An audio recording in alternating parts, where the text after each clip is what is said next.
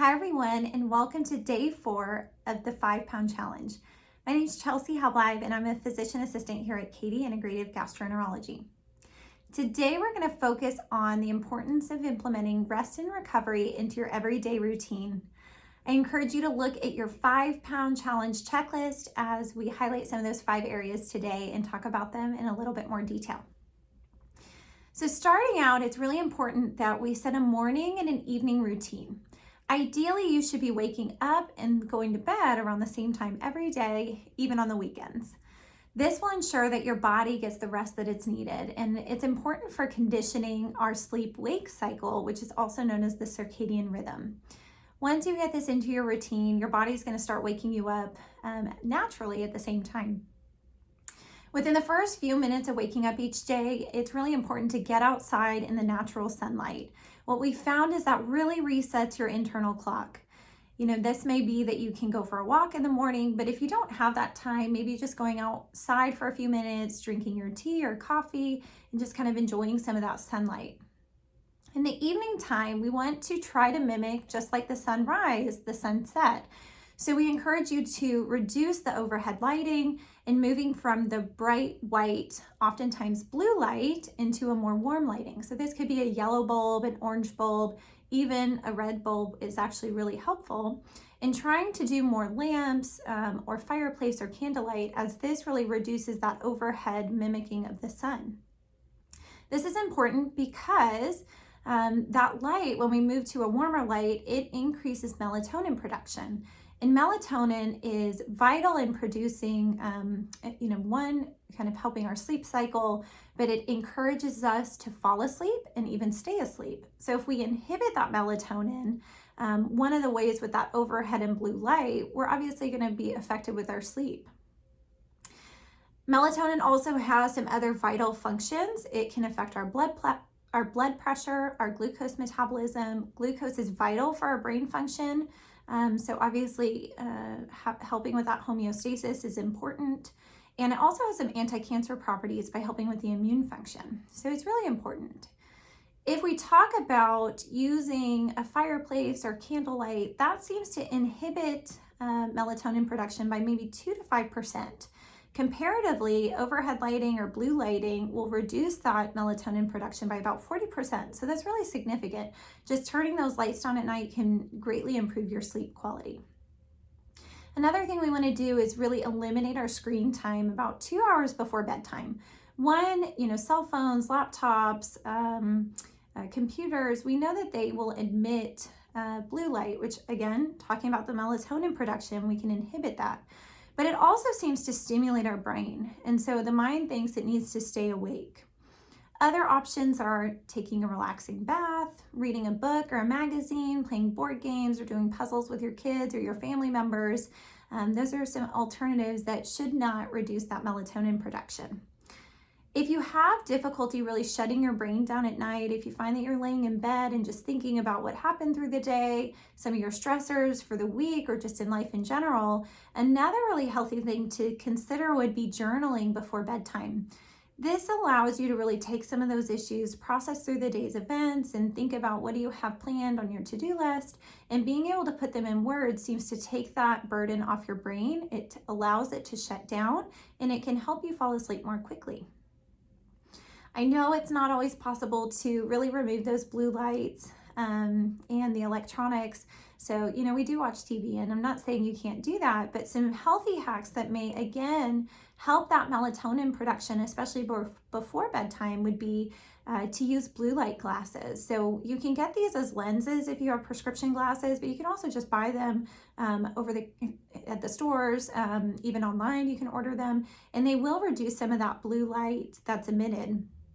For your cell phones, a lot of times I know like the iPhone has a night shift mode, which does take away some of that blue light. There are some filters you can download for your laptop if you don't have a decreasing brightness function.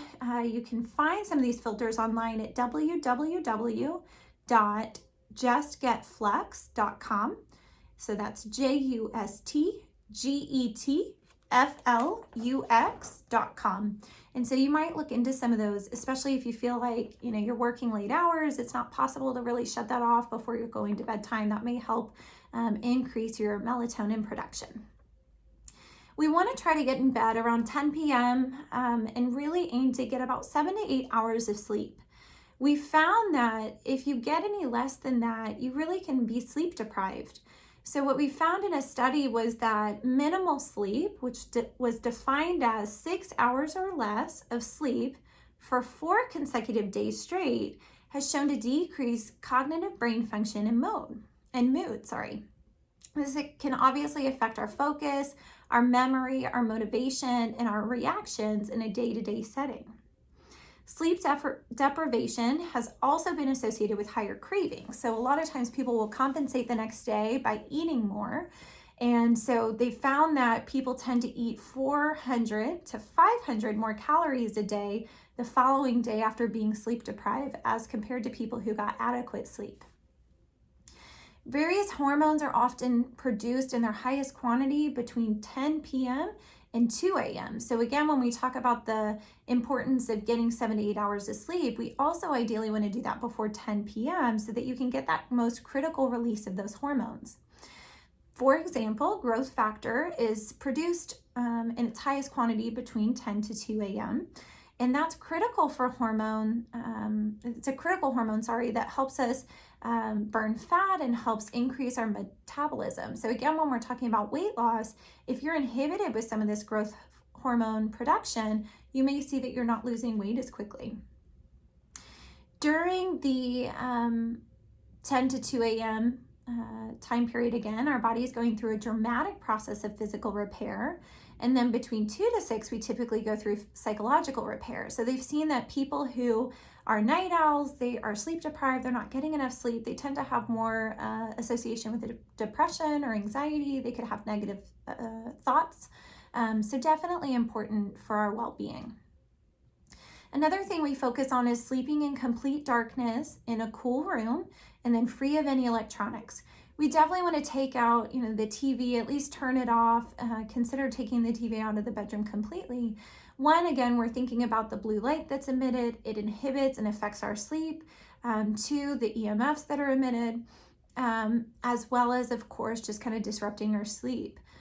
Cell phones on our nightstand, obviously the alerts can go off, text messages, emails, phone calls, and that disturbs our sleep by just waking us up. But again, even when you're not using it, it emits EMF, which definitely plays a role in your sleep quality. So consider if your phone's there, maybe you do put it in the sleep mode function or airplane mode, or obviously moving it out of the bedroom completely. For a cool room, what we're trying to mimic is when we fall asleep at night, our body temperature reduces. And so ideally, they've said that sleeping in a room between 68 to 72 degrees Fahrenheit really can give us the best quality of sleep. And then finally, in a dark room, if you place your hand in front of your face and you can see your hand, the room's not dark enough. And so one thought is, can you put up blackout curtains? If that's not an option or it's too expensive, maybe you can buy a sleep mask and use that to mimic the same effect.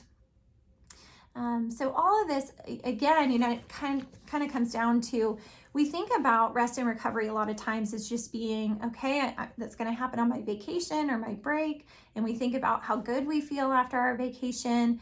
And we feel good a couple days going back to our normal routine. And then finally, we're just so sleep deprived. So finding little ways to really use that time in the evening time to process, relax, and get recharged for the following day.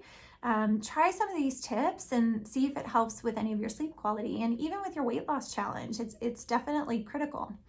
We look forward to hearing your feedback in the comment section. Maybe tell us what time you typically go to bed, how many hours of sleep you're getting, and then what area of rest and recovery do you really seem to need to focus on in your day-to-day progress. Thank you. Have a good day.